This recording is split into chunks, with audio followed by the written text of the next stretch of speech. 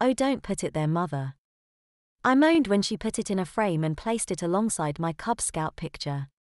"Everyone can see it." "So," she shrugged as she repositioned the frame ever so slightly. "Hopefully we'll have one of you as May Queen to go alongside it," she grinned.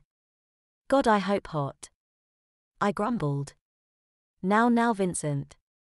"Brownies don't blaspheme," she said, smiling and jovially wagging her finger.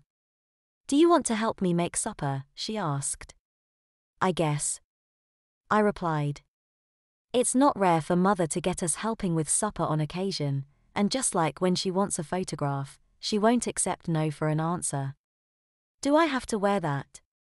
I grimaced when she passed me Judy's apron. Mother nodded and said she wanted to see how well I can fasten its strings. "Not bad for a boy," she said as she faff-fed with the bow. I spent half an hour helping Mother make supper, although I did little more than pass her things and watch. I braced myself when my father and sister returned home, fully expecting them to comment on my frilly apron, but they didn't mention it. It was a relief when I finally removed it because it really did look like a white summery skirt. They did mention the new photograph though, and it soon transpired that I'm the only one who doesn't think it's great. On Sunday we went for a family day out to Dinkdale Crag. It's a beauty spot we visit regularly, so Judy and I run ahead whilst Mother and Father saunter slowly behind. Judy and I were larking about, scrambling over rocks and climbing trees when she exclaimed, "Are you wearing knickers?" I instantly became coy and evasive.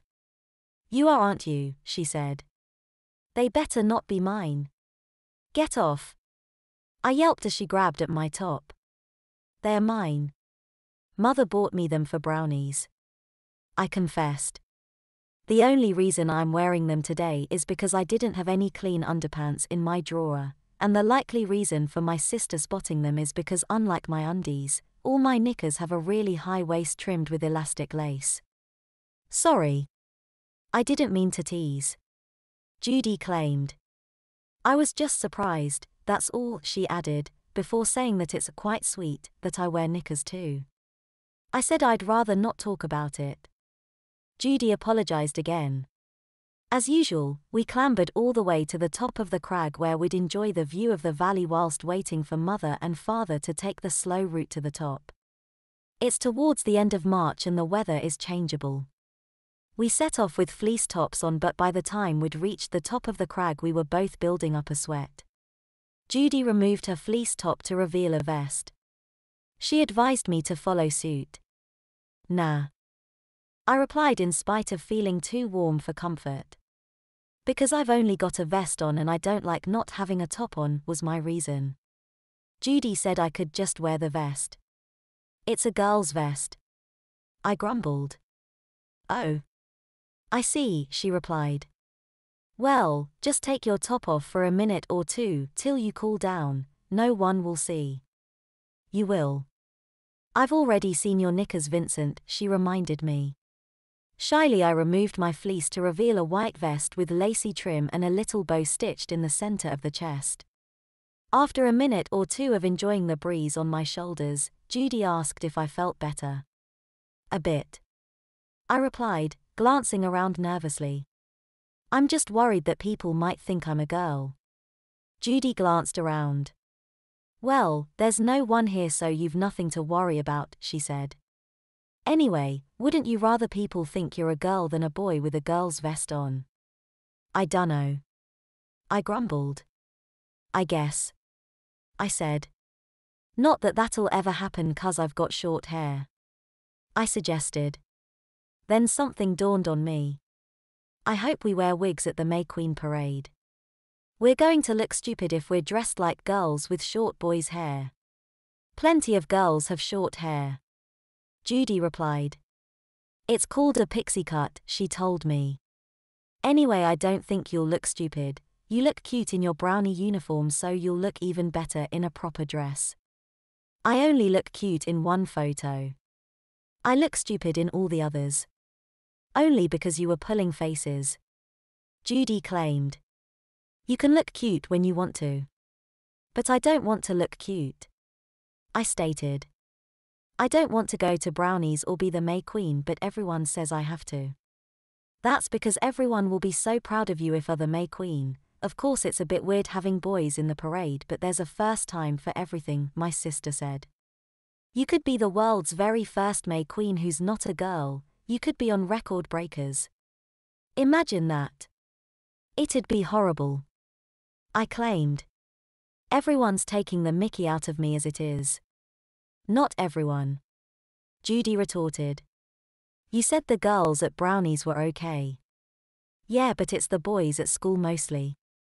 I replied before describing some of the taunts both I and Anthony have received. Enjoying the sun, our mother's voice called. We turned to see our parents approach. We thought you'd lost your brother and found a new friend for minute, Judy. Father said as he grinned at me. Don't put your top back on our account, he said as I began to do just that. He cast his eyes to the skies. It is warm today, he stated. It's windy too. I added as my head popped out of my fleece top. Judy agreed and put her top back on. Mother and father savoured the view for a short while before we headed back down to Dinkdale itself. Father and I ended up walking a few paces behind Mother and Judy, and he cautiously asked me if I was looking forward to going to Brownies this week. Sort of, not really, it's just like Cubs really, but, was my stuttered reply. It's full of girls. Father suggested. Yeah, they're okay I guess, it'd be better if I didn't have dress like them. Well, when in Rome. Father said. Plus, you get the chance to prove that boys are just as good as girls. I think you'll be a better May Queen than that chubby girl last year, he added in a slightly mischievous tone. But don't tell your mother I said that. The poor girl, I thought. She wasn't that chubby, but her dress was too small. The photograph in the paper wasn't very flattering. It'd be better if they just changed it to the May King, then I wouldn't have to do any of this girly stuff. I said after a moment's thought. True. Father replied. But it's okay when Judy does boy things like climbing trees or clambering up the crag or playing scalextric. Surely it should be just as okay when a boy does girl things, he said. Like Billy Elliot doing ballet, he added. I suppose. I grumbled. As we walked the woodland trail, I thought about my sister who, for a girl, does do loads of boy things. She's been proper rock climbing and abseiling too. She even does stunts on her BMX. She also goes to a tap dancing class, gets giddy over dresses and spends way too much time in front of the mirror.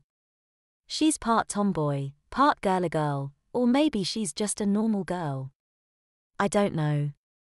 What I do know is that since I was nominated as a potential May Queen and was subsequently transferred from Cubs to Brownies, I don't feel like a normal boy anymore.